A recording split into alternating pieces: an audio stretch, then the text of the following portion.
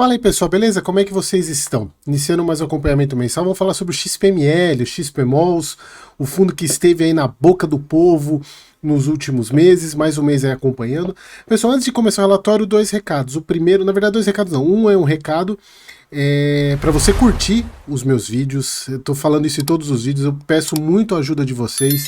O YouTube, ele acaba me deu uma... não sei o que acontece, algumas pessoas falaram que os vídeos têm que ter mais de 10 minutos, mas pessoal, tem alguns fundos imobiliários que não tem como fazer vídeo de mais de 10 minutos, eu vou ficar enrolando. Então eu preciso muito que vocês me ajudem a curtindo o episódio, né? Curtindo o vídeo, o YouTube vai entender que ele precisa distribuir, porque as pessoas estão gostando, então peço muito a ajuda de vocês para que curtam o vídeo e, claro, se você não for inscrito, se inscreva no canal, por favor. Bom, pessoal, e o segundo ponto é sobre, de fato, o XPML. Algo que eu tenho percebido, eu não sei se é a opinião de vocês, eu queria que vocês deixassem aqui nos comentários, porque dá a impressão, não sei se vocês já viram o relatório agora de abril, ele está um pouco melhor do que o do mês passado, que estava melhor do que o mês retrasado. Não sei se vocês perceberam, todos os meses eles vêm colocando alguma coisinha a mais, dando a entender o seguinte, vamos mostrar que nós estamos melhorando o relatório, mas por que não faz tudo de uma vez? Fica fazendo em dose homeopática, dá a impressão que eles estão fazendo a melhoria contínua para quem trabalha, deixa eu só mexer no volume aqui, para quem trabalha com qualidade, como é o meu caso, né, ciclo PDCA, melhoria contínua, dá a impressão que eles estão fazendo isso para mostrar que eles estão melhorando mês após mês. Por que não faz isso de uma vez, né? Coloca todas as mudanças e ainda falta coisa, falta informação, mas assim, todos os meses vem melhorando, mostrando que de alguma maneira tudo que aconteceu fez com que eles colocassem talvez, não a mão na consciência, mas talvez melhorando aí as informações, beleza? Então, bora para o relatório gerencial de abril.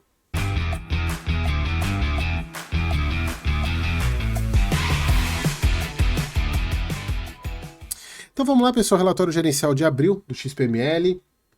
O fundo com 6,6 bi de patrimônio líquido, eu sempre gosto de enfatizar isso porque é muito grande, né? Muita coisa. E falando em ativo, a gente está falando em mais de 7 bi de ativo, é muita coisa. Bom, parte do fundo em si, a gente teve algumas questões de resultados mais ruins para fevereiro e para março, e isso é super comum em termos de shoppings, tanto é que a gente sabe que fevereiro é um mês com carnaval, inclusive março, acho que o carnaval foi em março esse ano, também teve a Páscoa, que a Páscoa foi para abril, então fevereiro e março foram meses muito complicados para shoppings, e isso é super normal, e é por isso que eu sempre enfatizo você tomar muito cuidado para não fazer análise de recorrente, ou fazer sua análise de fundo imobiliário de shopping com base em 1 ou 2 meses. O histórico tem que ser maior, exatamente porque um componente muito considerável da renda imobiliária é em função das vendas. Então, se você não tem um mês com baixas vendas, você vai ter um baixo resultado imobiliário, mas não que isso seja o comum do shopping. Alguns meses são muito bons, como maio, por exemplo, que Dia das Mães, você tem novembro, você tem Natal, e outros meses são muito ruins, com poucos dias, como por exemplo fevereiro, que às vezes ainda quando cai o carnaval ninguém vai no shopping. Tirando aqui o Rio de Janeiro, que o pessoal, por mais que goste de carnaval, os shoppings estão sempre cheios. Então falando aqui que o mês de março foi super movimentado, mas também teve eles até falam aqui que teve um decréscimo de venda, mas em valor nominal teve um crescimento aí pequenininho, mas falando aqui sobre a mudança, né, que a Páscoa em 24 ocorreu em março e agora ocorreu em abril, então provavelmente no próximo relatório a gente já vai ver os efeitos da Páscoa, e lembrando, né, pessoal, a gente está falando de abril com base são os dados de março. Falando aqui que o carnaval também foi em março, que influenciou negativamente o fluxo desses shoppings, dos shoppings. Como todos, vocês peguem aí os últimos relatórios que eu tenho analisado, tanto fevereiro quanto março, são dados muito ruins. Aqui falando sobre a questão das compras, né, do calendário de desembolso que o fundo vai fazer, a gente tá meio batido isso, mas é sempre importante a gente voltar a bater, ainda mais porque teve a compra da participação do Pátio Higienópolis, que inclusive nesse relatório eles falam como é que vão desembolsar os 170 milhões, até o último vídeo não estava muito claro, né, quando eu fiz a análise do fato relevante, não estava muito claro como que o fundo ia pagar os 170 milhões, se ia tirar de caixa, ou se ia fazer de alguma outra maneira, e ficou claro, a gente já vai chegar lá. Então falando que o cronograma está até 2027, e aqui o fundo já falando que ele ele recebeu earnout de parcela de alienação que ele teve, de quase 20 milhões. Teve aí, em março, o fundo vendeu 66 milhões, como a gente já sabe, em fundo imobiliário, que teve um retorno de CDI mais um. Praticamente ele vendeu pelo preço que ele pagou. Aqui a parte que eu falei para vocês da questão dos indicadores, ENOI caixa e vendas caixas, no caso vendas e ENOI tiveram um crescimento aí modesto, 2,8, o ENOI 9,6 e mesmo num período, e aí que é importante pessoal, porque é o seguinte, a gente está comparando esse caso aqui, a gente está comparando de março de um mês, com um ano com carnaval e sem Páscoa, com um ano com carnaval e sem carnaval e Páscoa, para vocês verem como ainda assim o resultado foi muito positivo pro XP Malls, pros shoppings, isso a gente tem visto em outros, né? Então isso que, o que no final do dia é o que importa, é você, mesmo em momentos ruins, você ter melhora, e isso, eu sempre enfatizo isso, sempre bato na tecla para vocês tomarem cuidado na avaliação de shopping, nunca peguem apenas um mês. O fundo aí tá com 1,14 de reserva, ele tá bem tranquilo, vejam, olha só como foi o resultado, ele gerou quase 10 milhões a menos do que ele distribuiu, muito em função da receita imobiliária vir bem mais baixa, não tem nada de lucro imobiliário, então o fundo ele tem claro que ele precisa usar reserva nesses meses, eu falei isso no 11, o fundo ele aproveita esses meses de alto lucro, né, principalmente janeiro, vindo do Natal, já alguns pegam fevereiro ainda, que é referente a janeiro, então eles aproveitam para fazer o caixa, que é a parte de SG. Aqui a aquisição do Pátio de Higienópolis, que eu fiz um vídeo dedicado a só essa parte, e aqui eles falando sobre o pagamento da primeira parcela, que a gente não sabia se era via disponibilidade ou seria alguma outra maneira. Aqui eles já falando que compraram, que é algo que já era meio previsto também, que foi a subscrição de um CRI conversível, ou seja, o fundo ele compra um CRI do shopping, e aí ele acaba se tornando credor do shopping e aí ele pode converter esse CRI em participação do shopping. É simplesmente isso, em vez de ele ter a participação direta no shopping, ele tem um CRI desse shopping, onde o resultado é remunerado com base com o ENOI caixa do ativo, ou seja, a remuneração desse CRI não é em relação a CDI mais alguma coisa, ele vai receber a remuneração desse CRI, ele emprestou o dinheiro, digamos, né, ele emprestou o dinheiro comprando esse CRI, e o vendedor, no caso o shopping, que seja o Pátio de Higienópolis, vai remunerar o XP Malls com base no ENOI do ativo. É como se fosse a compra da participação, só que é indireta. Então, foi assim que o fundo fez. Ele acabou mudando, em vez de ele tirar disponibilidade para pagar, ele tirou disponibilidade para comprar esse CRI. Tá? E aqui o calendário, né? A gente vê que teve uma baixa para 445, que aqui foi a saída dos 170 milhões para a compra do CRI. E aqui, pessoal, um ponto muito importante que eu cheguei a levantar no mês passado sobre a atualização, principalmente dessa parcela aqui, porque eu mostrei para vocês a questão lá do fato relevante da SYN, que eles anteciparam recebíveis, anteciparam acho que em 590 milhões, se eu não me engano.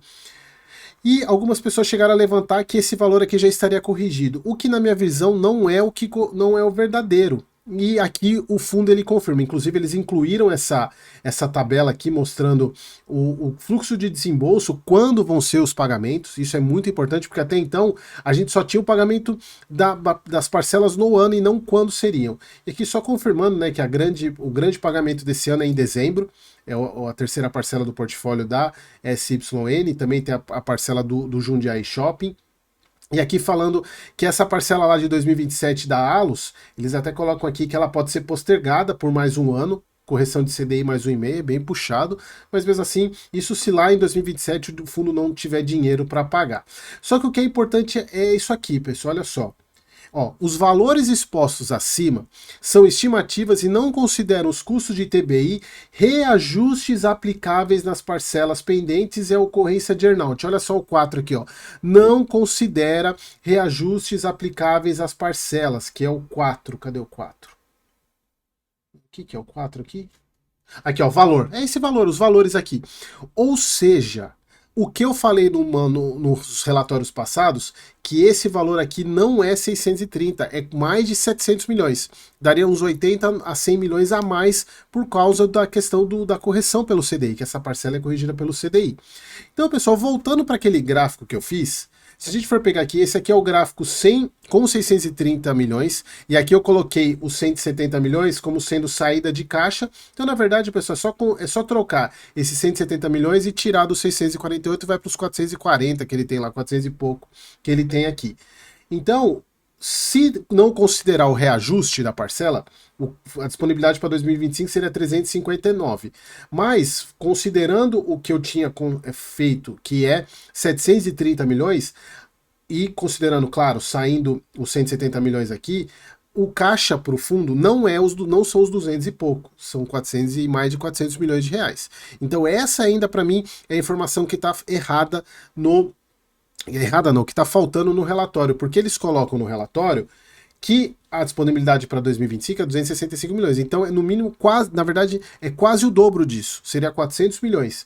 E eles até colocam aqui embaixo, né, falando que o saldo em caixa e disponibilidades resulta em um caixa negativo de aproximadamente 265 milhões. Se eles mesmos estão falando que não consideram o reajuste da parcela, só essa aqui já vai quase 80 milhões de reajuste. É uma pancada de reajuste que tem essa aqui. Então, eu acho que isso aqui para mim é a falha que o XPML tem. Eles poderiam colocar isso no relatório, falando, ó, essa parcela aqui... Ela sabe que o jeito seria mais fácil de fazer? Coloca o valor atual.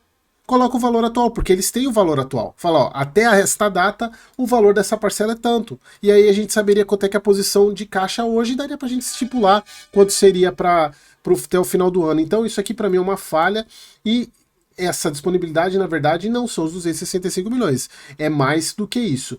É claro que eu até considero aqui a questão das amortizações, mas o próprio fundo, eu até acho implausível tirar, porque eles até colocam aqui na questão dos 5%, porque o fundo com o resultado que eles podem reter, eles conseguem, cadê? A alavanca eu passei por ela?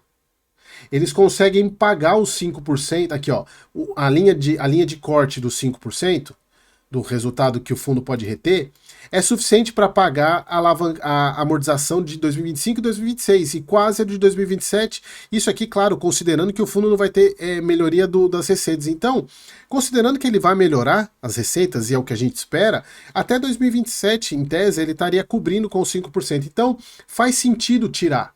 Não entrar nessa disponibilidade aqui, a amortização, coisa que eu coloco aqui, né? Coloquei aqui. Mas... aí cairia para 400 milhões, que seja 400 milhões redondo aí para facilitar as contas, é bem maior do que 265, né? É quase 150, 140 milhões a mais. Então, e por que disso, né? Eu acabei esquecendo, porque tem esse cara aqui, ó, o FL Shops, que a gente não sabe o quanto que o fundo tá desembolsando, que ele tem que desembolsar isso até, se a gente pegar aqui, ó, até, cadê? Não está nessa apresentação aqui. Mas ele tem que desembolsar isso até o ano que vem. E então a gente entende que o grosso do investimento é 2025. E a gente não sabe o quanto eles até sumiram aqui, né? Eles nem falaram mais nada sobre a compra. Até o ano passado tinha um item aqui, eles não falam nada sobre ele. Não estão falando nada sobre ele. Poderiam colocar aqui, né? Bom. E aí, claro que as alternativas que o fundo tem, isso a gente já está careca de saber, venda de ativo, emissão de cotas, alavancagem. Diferentemente do TRXF, que fez alavancagem no valor patrimonial, ou seja, conseguiu, eu acho difícil o XPML fazer. Eu acho difícil o XPML fazer, que ele consiga. Se a gente for pegar hoje, quanto que está a cotação dele aqui? Deixa eu pegar aqui. XPML 11. Ó, XPML 106,40, quanto que tá o patrimonial dele? 117, então ele teria que valorizar aí quase 10% para poder chegar a ponto de fazer emissão, o que eu não acho muito difícil do jeito que a gente está vendo a curva de juros aí. É claro que ainda não temos uma sinalização econômica que justifique uma queda de juros futuros, mas a gente está vendo aí fechamento, tanto é que o próprio Tesouro IPCA 2040 já baixou, acho que foi 2050 que já baixou de 7, que ele estava negociando a 7.3, 7.4, então ele deu uma melhorada aí. Bom, era isso, pessoal, mais um mês acompanhando, aqui a gente vê que ele ainda não incluiu o CRI conversível do Pardianópolis, ele ainda não incluiu aqui, deve incluir, então a gente está falando aqui de mais 170 milhões, vai para quase 300 milhões, 290 milhões em CRI conversível. E é isso, pessoal. Acho que não tem, já falei tudo que eu precisava. Espero que vocês tenham gostado. Mais um mês aí acompanhando. Deixa aqui nos comentários qual que é a sua opinião aí, se eles poderiam melhorar. Então, se vocês concordam comigo que eles estão fazendo em doses homeopáticas. E não deixa de curtir o vídeo, tá bom? Espero vocês no próximo vídeo.